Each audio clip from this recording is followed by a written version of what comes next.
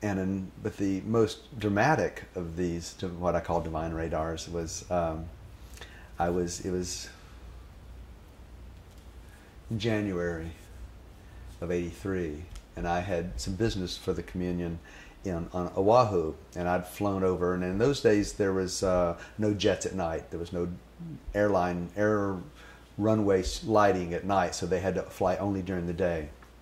And so I'd flown over, and I had to stay at somebody else's house, and I was out of it again. So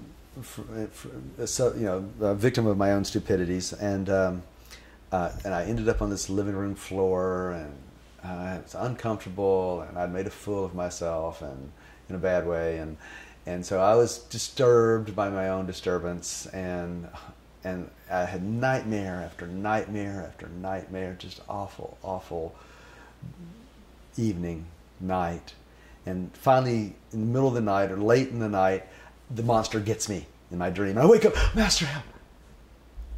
And I realized, oh yeah, where I am. And I looked over and I looked at the clock, and it was 3:04. And I thought, did the calculations. Well, the day breaks about 4:40.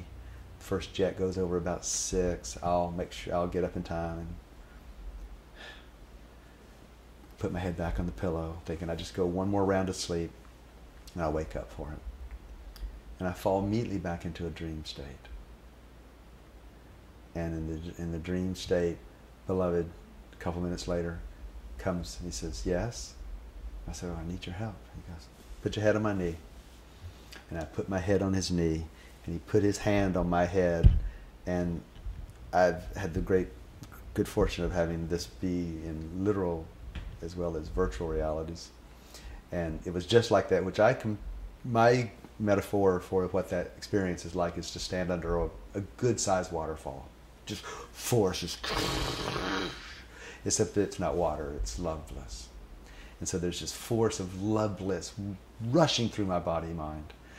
And I'm enjoying this, of course, and grateful. But I noticed that the flow is not unrestricted. It's not flowing mostly, but at the edges, it's kind of making little eddies of disturbance. And I went, of course, the way the nature of attention, I wanted to see where it was that it wasn't fully flowing.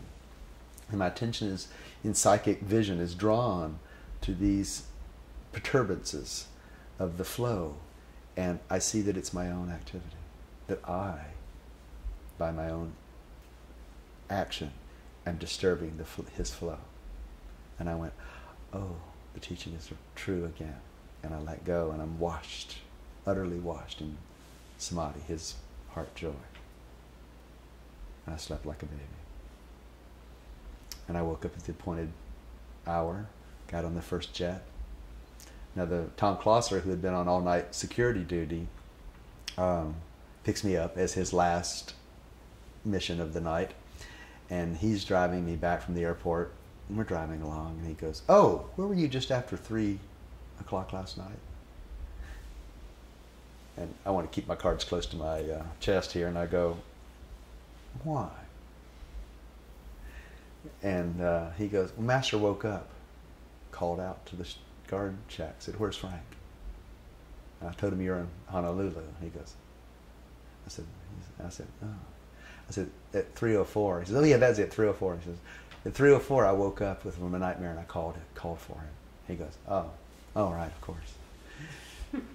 And that really struck me, that he was like nonplussed, because around him, miracles like that happen 100 times an hour. I mean, it's continuous. The swirl of miraculous events that he's instigating, that he's causing, that he's blissed in, however synchronicity works. And the miraculousness nature of his company, it almost became ordinary that miracles like that were didn't raise an eyebrow. Oh yeah, right, of course. I was struck by how it didn't affect him. And so then I go over to his house a few hours later, and later in the day he calls us over, and I go in and I say, he looks up at me and he goes, I heard you. He says, I gave you my knee. Yeah, and he says, but Frank, I want you to use me for a lot more than getting out of trouble. I didn't quite understand that then, but it's dawning on me. And so I'm dumbfounded. What kind of guy is this? I mean, I know he's a spiritual master and everything, but even still, I'm going, I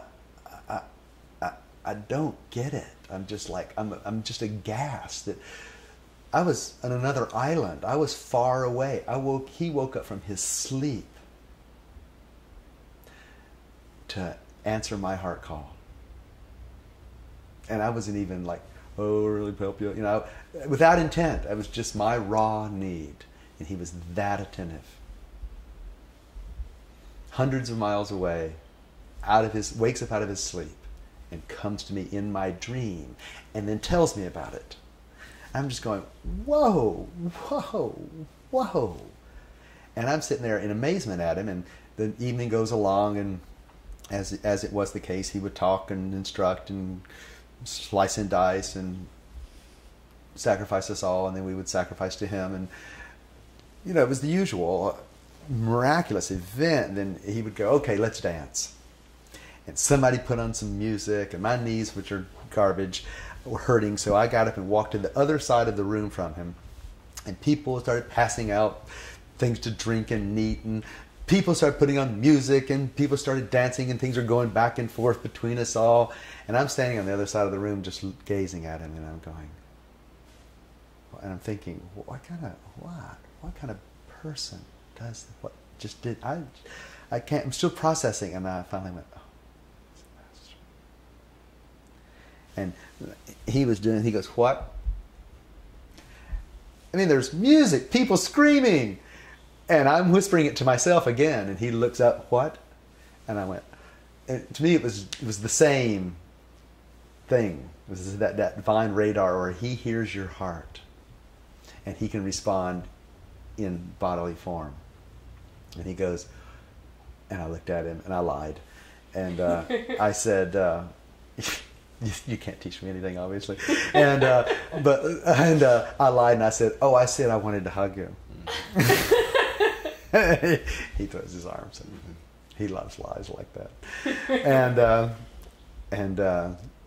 I come, and everybody's like, what's going on? And so the crowd parts, and I'm walking across to him, and I get just before him, and I tripped over somebody, and I fell.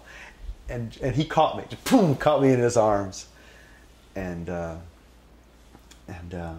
he hugs me, kisses me. He kissed like a sloppy 16-year-old.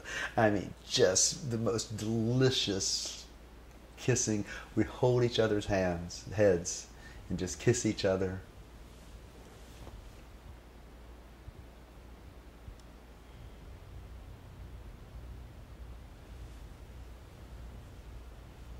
So that's divine radar. He's always on. His scope is always going. We're bleeps. We're the bleeping bleeps.